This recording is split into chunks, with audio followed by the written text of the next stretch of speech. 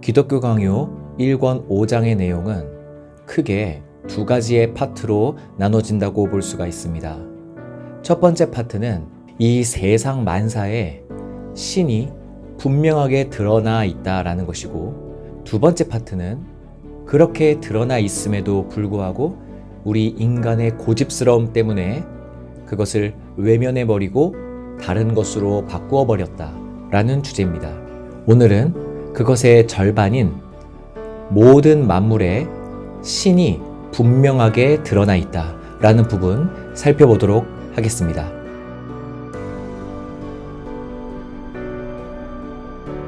먼저 5장은 이 세상 만물들을 보아라, 분명히 신이 드러나 있다 라고 이야기하며 글을 시작합니다. 이 세상 그 어느 것 하나도 신의 손길을 느낄 수 없는 것이 단 하나도 없다는 것이죠. 아름다운 산을 보십시오. 그리고 디테일하게 꽃을 보십시오. 그 꽃 주변에 날아다니는 벌들을 보십시오. 이 모든 생명체들이 그냥 우연히 만들어졌을 리가 없다는 겁니다. 저는 여러분들에게 한 가지 인사이트를 드리고 싶습니다. 우리 인간들은 아름다운 것을 보면 그것에 감격하게 되고 또 그것을 사랑하게 됩니다. 그런데 인간이 만들어낸 아름다운 것들을 보고 있노라면 처음에는 그것이 나에게 감격을 줄 수 있을지 몰라도 그것이 오래가지 않음을 보게 돼요. 그것이 주는 만족감이 그렇게 길게 가지 않죠. 그런데 제가 여기서 말씀드리고 싶은 건 우리 인간이 도저히 만들어낼 수 없는 것들이 이 세상에 있습니다. 우리들은 속칭 그것을 자연이라고 부르죠. 산, 꽃, 그리고 동물들, 그리고 그것이 조화를 이루어서 한 폭의 그림을 보는 것 같이 아름다움을 우리들에게 선사할 때 우리 인간들은 그것에 감탄하게 되고 아름답다 느끼게 됩니다. 하지만 그 자연이 주는 아름다움은 이상하리만큼 우리 인간들에게 지겨움을 주지는 않아요. 언제나 날마다 그것이 새롭게 우리들에게 아름답게 느껴지고, 우리가 그곳에서 일평생을 산다 하더라도 그 자연이 주는 경이로움 속에서 지겨워지지 않는다는 것이죠. 제가 이 말씀을 드리는 이유는 이 세상, 이 모든 만물들이 어떤 아름다운 누군가가 만들지 않았다면 저절로 만들어졌을 리가 없다라는 것입니다. 우리들이 그렇게 감격스러워하는 자동차, 명품 가방, 이런 모든 것들은 사람의 손길이 더 닿으면 닿을수록 아름다워지지 않습니까? 그런 반면에 우리들이 바라보고 있는 자연, 동물들, 이런 모든 것들의 조화로움, 이런 것이 어떻게 그 누군가의 손길을 거치지 않고 만들어졌을 수가 있다는 겁니까? 여러분, 손길을 거치지 않고 자연스러운 것이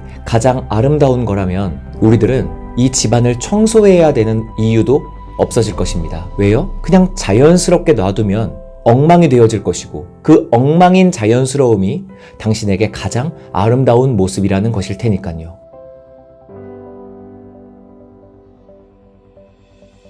기독교 강요에서는 신의 흔적을 찾아볼 수 있는 결정적인 증거 두 번째로 이 자연의 섭리들을 이야기를 합니다. 이 섭리라는 것은요, 이 세상이 운영되어지고 있는 일종의 질서들을 이야기해요. 1년은 어김없이 365일입니다. 그리고 하루는 어김없이 24시간이고요. 봄 다음엔 여름이 오고 여름 다음엔 가을, 겨울이 오는 이러한 순환의 원리들 역시도 모든 것이 질서정연하게 우리 가운데에 펼쳐지고 있죠. 이러한 질서들 가운데에서 우리 인간들은 면밀한 관찰을 통해 일정한 규칙들을 만들어내기도 합니다. 이러한 질서가 없다면 우리들은 스케줄을 짜는 것도 허무한 일이 될 것이고, 그리고 미래의 계획을 세우는 일 역시도 무의미한 일이 되어버리겠죠. 우리가 내일을 예측할 수 있는 것도, 또 10년, 20년 후를 예측할 수 있는 것도 이러한 질서 가운데에 놓여있는 규칙들을 발견했기 때문에 인간들이 할 수 있는 일들이라는 것이죠. 그럼 이러한 질서는 역시 자연적으로 발생된 것일까요? 넓은 방 안에 수천 개의 레고를 와장창 쏟아부었을 때 그 방 안 곳곳에 적절히 배치되어 레고 성을 구축할 만한 그런 우연을 기대하시는 겁니까? 그러나 이 세상은 레고보다 더 복잡합니다. 그리고 더 규칙적이고 아름다워요. 이것이 우연히 발생됐다라고 믿기에는 너무나 강한 믿음이 필요한 것 아니겠습니까? 기독교 강요 역시 이러한 세상의 질서와 섭리들 역시 어떤 완벽한 질서를 갖고 계시는 신이 창조해낸 운영체계가 아니겠느냐. 왜 그 운영체계 속에서 살아가면서 그 체계를 만든 누군가가 있다는 사실을 왜 우리들은 외면한 채 살아가는 것이냐. 이런 문제 제기를 하는 것입니다.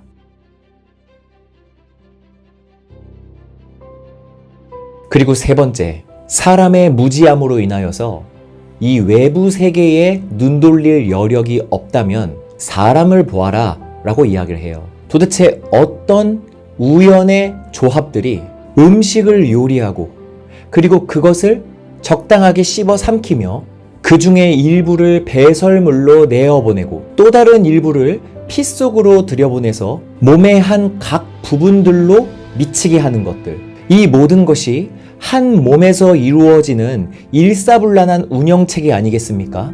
내 몸을 감독하고 있는 무엇인가가 나의 모든 신체의 손, 발톱 하나까지도 운영하고 있다는 그 사실을 들여다봐도 충분히 알 수 있다는 것이죠. 정말 그렇지 않습니까? 이렇게 자연스러운 신체가 우연히 발생됐다고 믿으시는 겁니까? 이 세상 그 어떤 정교한 기계들이 신체보다 더 복잡한 구조를 가지고 있단 말입니까? 자동차, 우주선, 로봇, 이 모든 것들보다 몇백 배 더 복잡한 구조를 갖고 있는 인간의 신체, 그 신체를 통해서도 우리들은 신을 지각할 수 있다라고 이야기하는 것이죠. 또 기독교 강요에서는 인간의 영적인 부분에서 일어나는 메커니즘을 이야기합니다.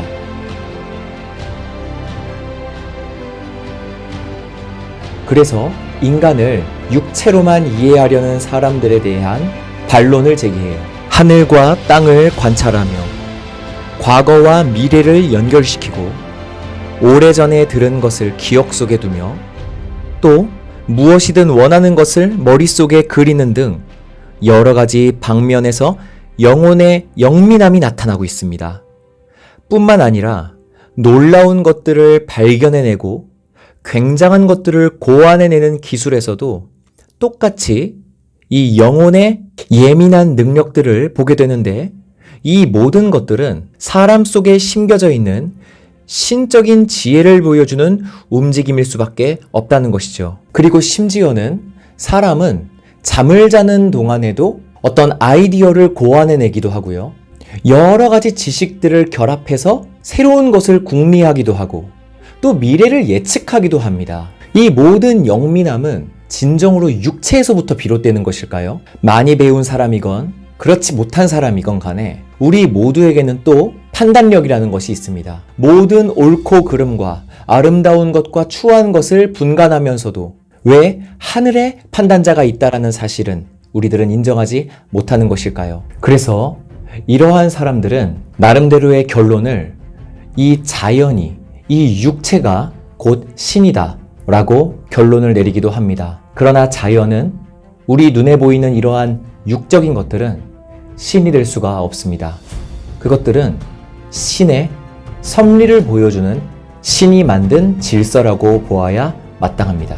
이렇게 기독교 강요 1권 5장의 첫 번째 챕터, 이 세상 모든 세상 만사에 신께서는 자신의 흔적을 남겨놓으셨다. 요약 마치도록 하겠습니다.